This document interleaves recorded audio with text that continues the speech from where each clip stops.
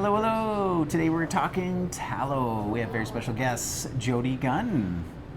Hey everybody, I'm Jodi Gunn and I am super happy to be here to talk about tallow and tallow balm. Yeah, and just right behind us is where we have all of our different tallow balms and creams, and yeah, it's been a growing selection of local, wonderful, heart-centered artisans like Jodi, who are putting all their love and all their passion into crafting these amazing products. And yeah, she's going to answer a few questions for you, commonly asked questions that we get about the differences between different brands. Obviously, we'll focus on what you're creating, the difference between your products, maybe some insights on how people can best use them, what are best for body, what are best for face, and anything else. We'll talk to you about your sourcing. Love the story of how you're so connected to the source of everything that you put into these. And yeah, you also teach classes here as well, if people want to make their own. Yep, we do. That's kind of the Light Cellar way. It's just like, yeah, we got it available, and we'll teach you how to make it. Yep. So, I love that about the Light Cellar. Yeah. Yeah, you have such a beautiful space here where you can come and source everything. Yeah. But come and learn how to do it. You've got different books, different classes, and yeah. Yeah, and I get it. Life gets busy. You can't make everything yourself all the time. So be able to come and just go like, yep, all right, awesome, in the pocket, good to go. It's sweet. So yeah, so generally kind of in the market out there, I mean, you know, tallow, it's been exploding. People are realizing how amazing it is, the benefits. There's lots coming on the market. So maybe we'll start there, you know, like what is tallow? Why is it so good for us? And then we'll get into like navigating the landscape of different offerings out there. Yeah, awesome. Well, tallow is, as you probably know, it is refined beef fat. So it's beef fat, and the most amazing thing about tallow is that it replicates or it's biocompatible, it's a big fancy word, with our human skin. Totally. I mean, animal fat, we're animals, you know, in that sense.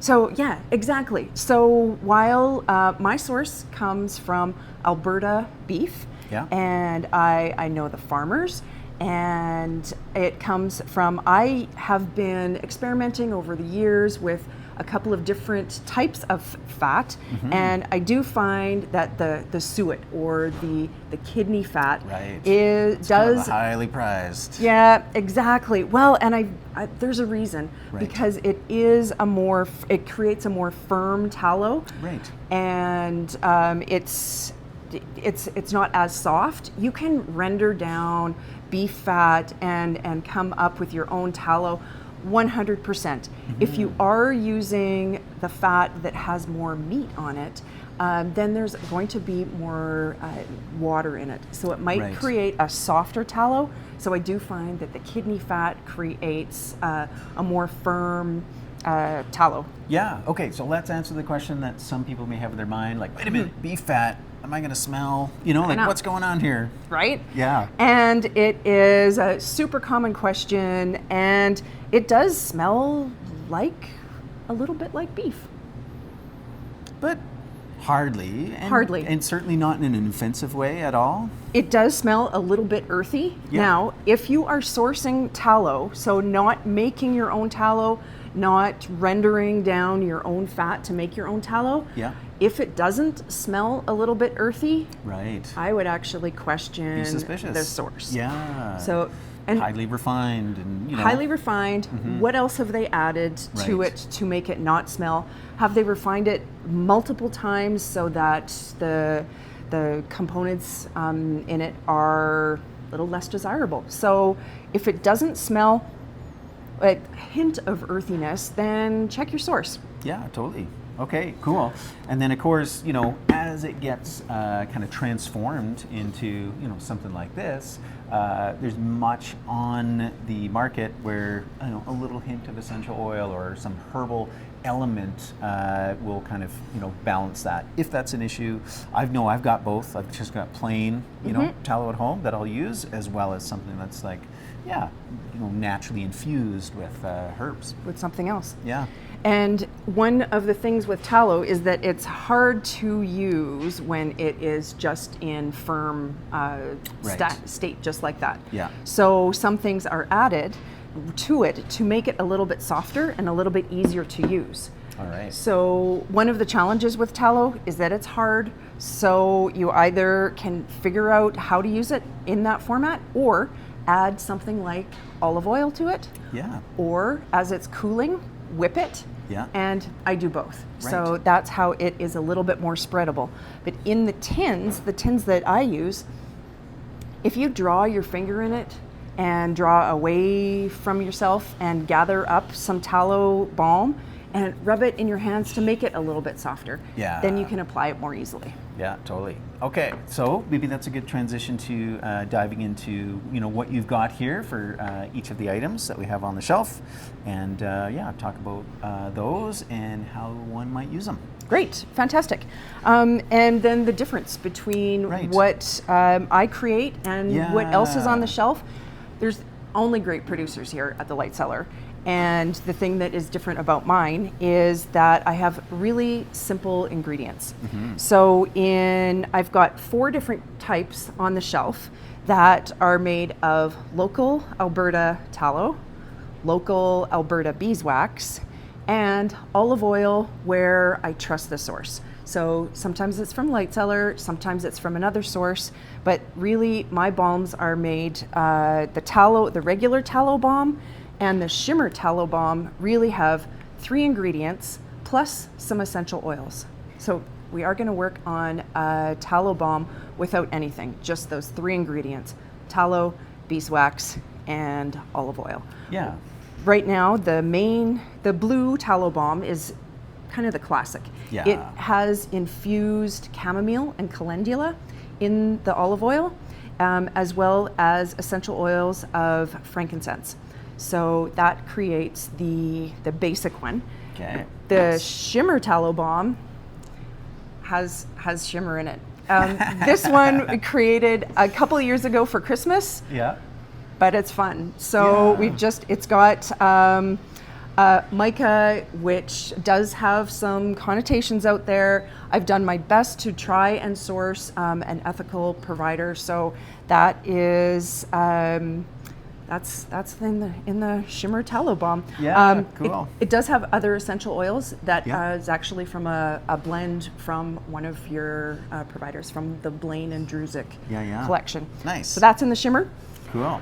The magnesium tallow balm, the large containers we have on it labeled as bacnesium, because I suggest you take a scoop, rub it in your fingers, put it on the backs of your knees. Haha. Bacnesium. So backs of your knees, forearms, underarms, because that allows the magnesium to get into the body.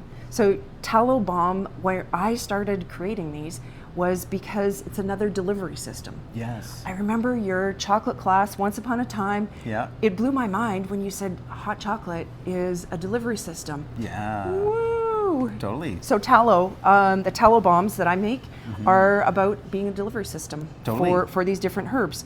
And for the magnesium one, there is tallow, beeswax, and magnesium chloride. So, and there is some essential oils in this one as well. But it is about getting the magnesium into the system. Totally, which absorbs quite well transdermally, one of the best ways to kind of, get magnesium into the system, and then you can target certain areas like sore muscles, that type of thing. Now, for folks that maybe not use magnesium topically, I know like a straight spray, it can feel a little bit something like tingly and whatever. I assume this is the case. And you may find that it is tingly too, especially if the body is attempting to absorb it. That is what's happening. Oh. And so if you're putting it on the forearms, maybe just try a little bit at a time. We've also got the smaller tins in the regular, the shimmer, and the bacnesium, so you can just try the little tiny one. Yeah, always best to start a little bit with the magnesium, and then if you do feel that sensation, great. Just know that it's part of the magic. It's working. And when I first experienced that, I thought, oh my gosh. What? I'm having a reaction. Am I having a reaction? Am I allergic to this? Allergic? And I kept trying it. and I love using it, and I love using it as a deodorant. Yeah, cool. Okay, well that leads us now to kind of applications in that sense. So you've talked about how this can be used, where you might want to put it, those areas of the body that like they'll just suck it right up. Plus anywhere is like sore back, that kind of thing. Apply it topically. Obviously the shimmer, wherever you want that little shimmer. Hey, if you've got a doctor's appointment, you might need some extra shimmer tallow balm. For sure. And then how about kind of what you say your classic, your regular tallow balm? Is it hands? Is it face? Is it where? The blue one, the classic one, I put that on everything. Yeah. So the blue one, the classic one, I put it all over my body, my face, my lips. There is a lip balm also on the shelf, and there may be a new lemon rosemary tallow balm coming soon. Right now they're just in mint. Yeah. But the tallow balm for your lips, I love it.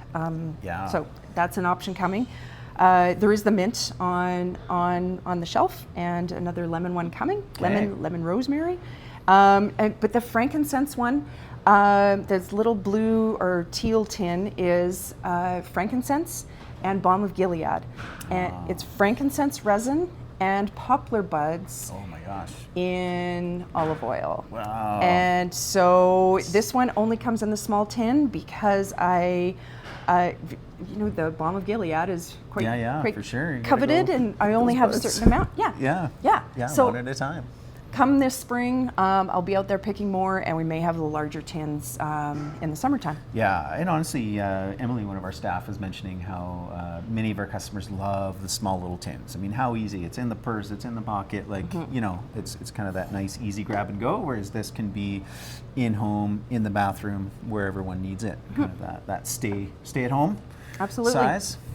And then I guess the difference between these tallow balms from Sasquatch Flats and the other ones that are on the shelf, they're all made with fantastic organizations, fantastic ingredients.